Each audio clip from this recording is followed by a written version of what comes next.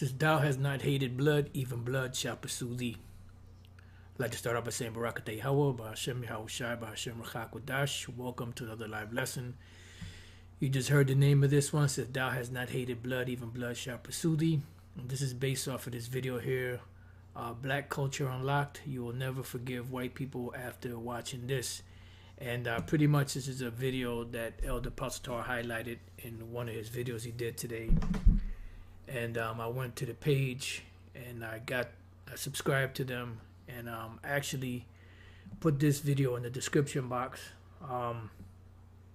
And pretty much when you watch the video, you know, these devils are very devious, you know, and Esau's going to pay for sure. That's what the title of this lesson is from a scripture in Ezekiel, the 35th chapter. They are going to pay. Now, from what I was listening to, because I watched the whole video, and pretty much the narrator was breaking it down as to, you know, this place here, St. Louis, was a place where it was thriving and booming, you know, and had a lot of opportunities, and you had a lot of Jakes moving there. And they went there for, you know, to get ahead, to do better for themselves and their families.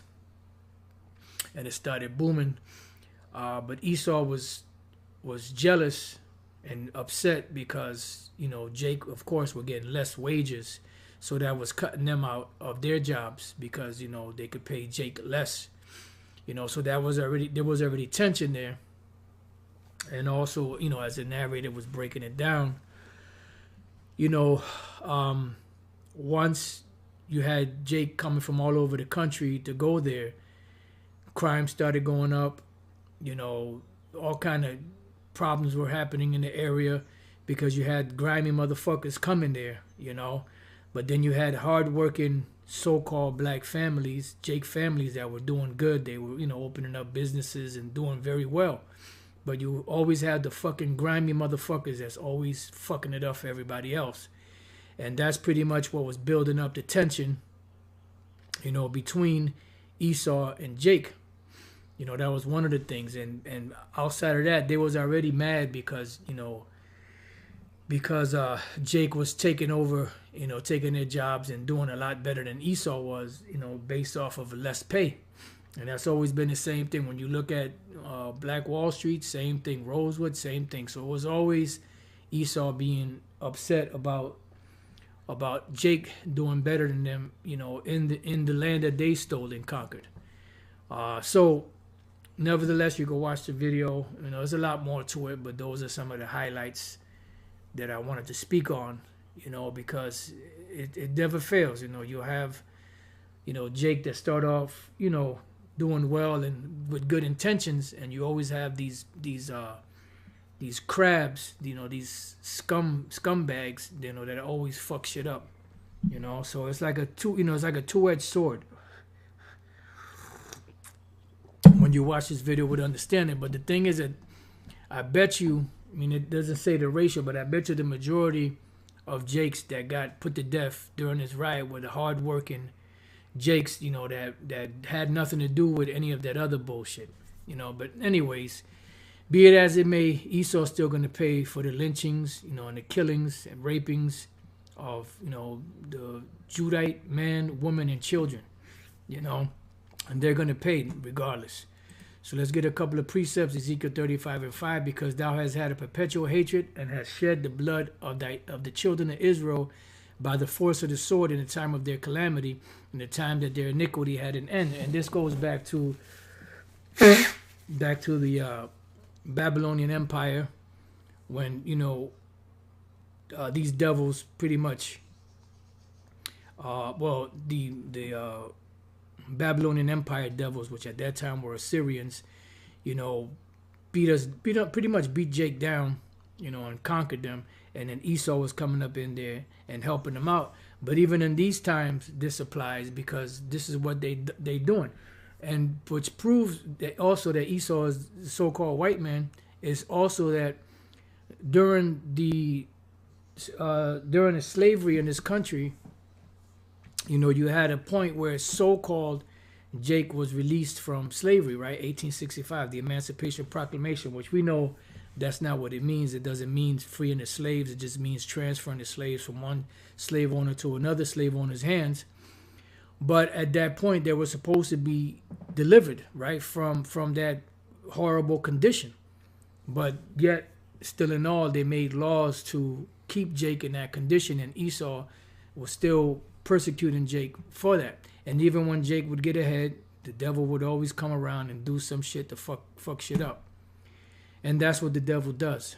And that proves that's that ancient hatred between the two, the two nations that the Lord said that he would set up.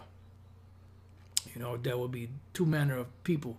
Therefore, as I live, saith Yahweh by Shemel Shai, I will prepare thee unto blood, because you from your inception and from the womb, you were already prepared to be the vessels of wrath fitted to destruction. And blood shall pursue thee. So what you've done is going to be done unto you. And blood is going to pursue you, because blood is as nothing in your sight. You have destroyed a lot of Israelites, beginning with the Aborigines of this land, from Canada all the way down to South America and everything in between. And then after that, when you brought the Southern Kingdom over here, you did the same thing to them. So you got a lot to pay for. So blood shall pursue thee, says, thou hast not hated blood, even blood shall pursue thee. Blood is nothing to you in your eyes. You're just a murderer, pretty much. You get off on that, especially when it comes down to Jake. All right. The other precept I have is here in Deuteronomy 28. I'm going to read a couple of verses. 16 verse I'm going to start at. Cursed shalt thou be in the city, and cursed shalt thou be in the field. So Jake thought that by having a community among themselves, having businesses among themselves, trading among themselves, building up, these communities, that would, separate them from Esau and allow them to do a whole lot better, which they did for a while, but they didn't count on the curses. And this is what Jake tries to get away from. They try to get away from the curses, but then you got devils like Vocab Malone talking about, no, that doesn't apply to Jake, But that's just the audacity of the devil. Curse shall be thy basket in thy store, meaning your pocket and your bank account. Whatever you have on hand, whatever cash or whatever substance you have on hand, and whatever you have stored away, whether it's in the bank or wherever it may be, it's going to be cursed. Why? Because the Lord said he will blow upon it. It'll be like if you put your money into a bag with holes. All right. Verse 20, the Lord shall send upon thee cursing, vexation, and rebuke in all that thou settest thine hand unto for to do. So everything that Jake does in this country and abroad is always going to be met with heartaches, with cursings, vexation, as it says here, rebuke. It says, until thou be destroyed and until thou perish quickly because of the wickedness of thy doings whereby thou hast forsaken me. Right. And there's another one. I think that might have been it. I thought there was one more, but I guess that was the one. Oh, here goes another good one. And thou shalt grope at noonday as the blind gropeth in darkness, because Jake is still in darkness. They don't know. Most of them don't know that they're Israelites, even though the truth is out there. Either they don't know or they don't accept. And thou shalt not, and thou shalt not prosper in thy ways. Right. So you're not going to prosper, no matter if you get these different, cities, up and running.